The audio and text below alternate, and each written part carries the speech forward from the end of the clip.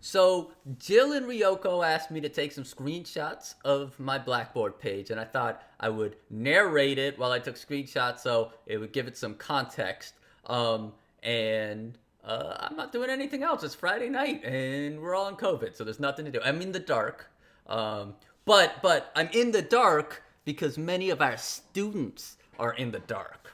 You know what I'm saying? Because in this cyber learning world, their only connection to the class is through Blackboard. So let's go into Blackboard and see how we can take students who feel like they're in the dark and bring them to the light. Let's start by first looking at the main things I use in Blackboard, which is announcements. So I do announcements. They never have to actually look at these, but I'll take a screenshot of it anyways.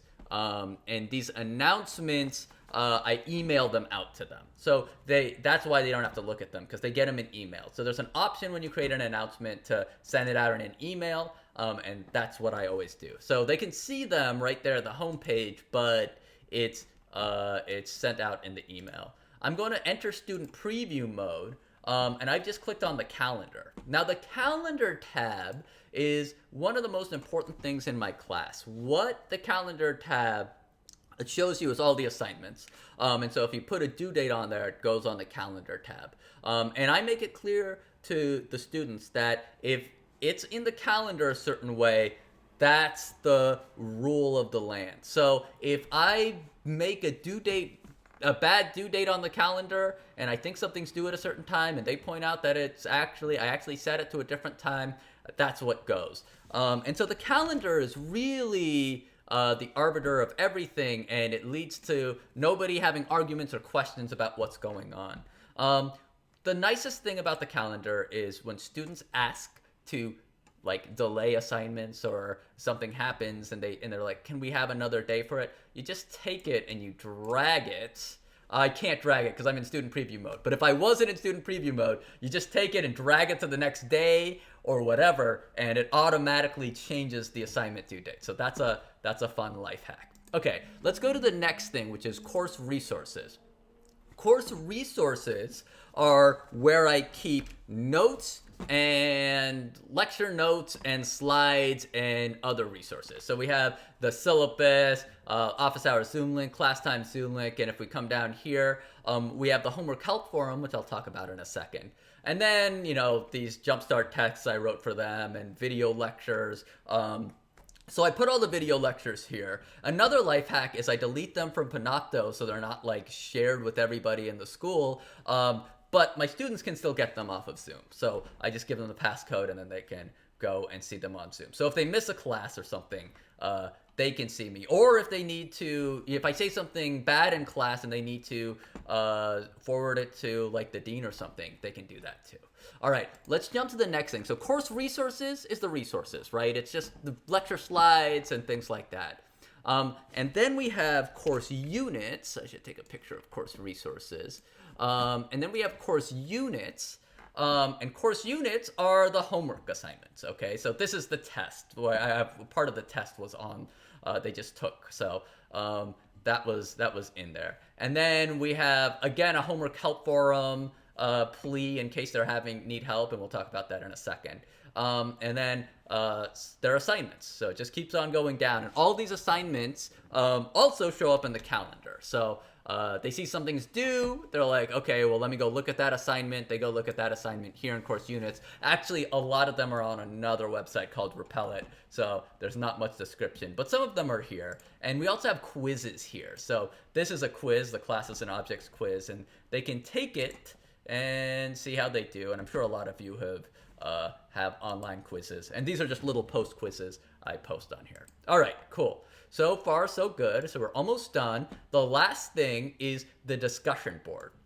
And the discussion board is the homework help forum. So if students are lost and need help, I say, don't email me, don't talk to me. I don't want to see it. What I want you to do is I want you to put it on the homework help forum, okay? And then once it's on the homework help forum, I've subscribed to it. And so this student hasn't, but I have. This fake student that was made up. So they could subscribe to it, I guess. Maybe this is a bad idea because it's adding a subscription of a fake student. But Now it's if you subscribe to it, you get the body of the question to your email. So it goes out to every student in the class when you ask a question.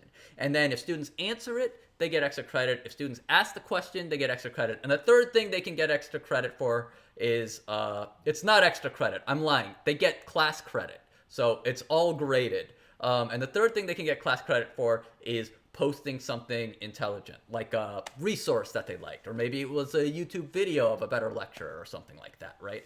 And so if they post those things, then it's helpful to everyone in the class. So what's nice about this is if I don't answer their question immediately, another student jumps in and answers the question, and they have to post 7 things over the course of, so once every 2 weeks they have to post something. So they ask a question, that counts. They answer a question, that counts. And they post like a fun resource, that also counts. And they get to 7 over, once every 2 weeks they post something. That's all that really matters. But usually they end up posting enough just because they have questions and stuff. And the way I phrase things is confusing. So people will come in and they will